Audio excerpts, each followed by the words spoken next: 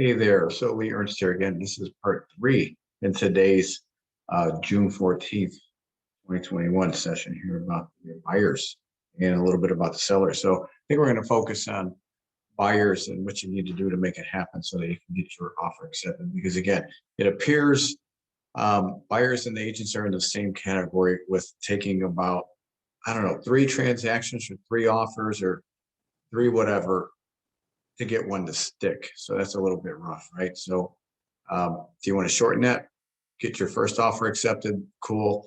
But if you don't, if you feel like you're going to overpay, then it's never going to happen. So here's what you got to look at. So get those comps, right? So we're giving you the market spread. What are they selling for? So we're going to look at a condo, or let's call it a townhome, that is listed for 270. 275, but they're selling for 280. So they're already a little bit below market value if the last 2 closings were 280. And what if this one's nicer? Should it go for 285? Is someone going to give somebody 290 because it's nicer? Good question. But what if it's the same? It still should go for 280. How do you prep that, right? So as a buyer, you're probably thinking, oh, sure, let's just give them everything they want just so that we can get a deal and then overpay. Well, the reality of it is we have to look at it as if they're selling for 280, they're worth 280. And if they're closing for 280, that means even the appraisers say they're worth 280. So it's not, sometimes we get in our own way, right? As a buyer, hey, I just purchased something too last year, so I know all about it. As a buyer, you got to look at what the actual value is with the closing prices and not the asking prices, because again, that property that's listed at 275, 277, if they're closing for 280, I'm pretty sure someone's going to offer them 285 in today's market. In the middle of June here in 2021, they're going to give you more than that. And that's exactly what happened. So keep this in mind. You got to know the value, or you're always going to feel like you're getting potentially not a good deal.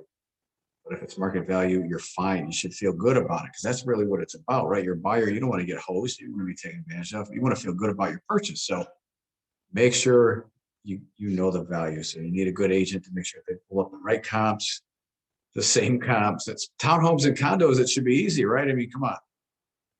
There's an identical model that probably sold, not one that was 400 square feet different, but we're talking the same one.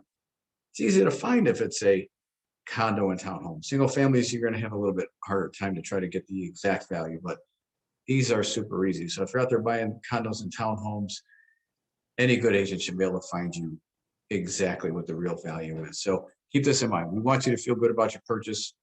No one wants you to back out of it because you got cold feet and you think you're overpaid.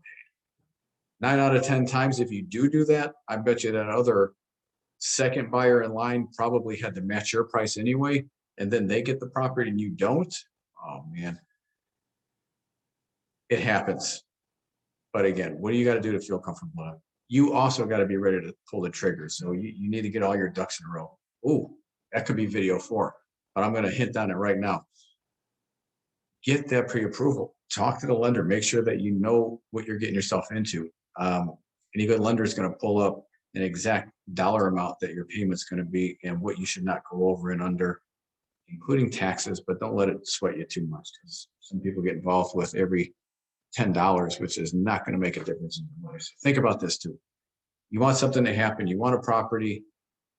10, 50 bucks is not going to matter in a month. If your monthly payment swings by that much and you're worried about it, maybe we should put you in a different tax or purchase price, right? Get in a different bracket. Don't kill yourself. If you're pushing to buy something for 3, go down to 250. If you're pushing yourself to buy $1 million, go down to 700, whatever it is, whatever your comfort level is. Maybe you're buying 100 and that's too much. Go down to 70, whatever it is, just make sure that you're comfortable with your price range and your payment. I think that's about it right now. I think the market value tip for the buyers is really what I wanted to focus on here. Make sure you're comfortable with it, which 90% of the time, if that agent shows you the comps and you can see it in black and white, that if that property is selling for 280, you should be willing to do 280 or higher in today's market, and do not have remorse about it. You did the right thing because you will get in a house, and those other 10 or 20 people who wrote off will not. So you win. Talk to you later.